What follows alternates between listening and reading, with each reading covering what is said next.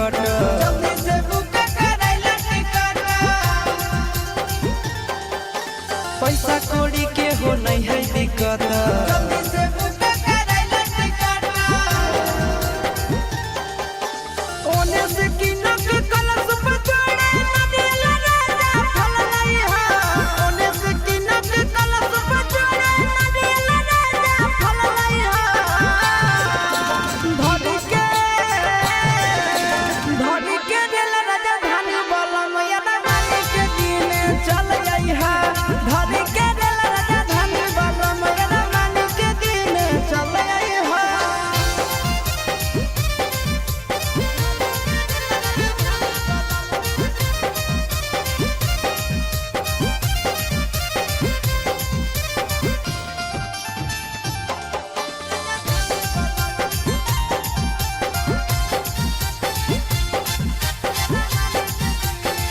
पहले पहिल करबै छठ शुरुआत दौड़ा लेके माथे जइहा तू घाट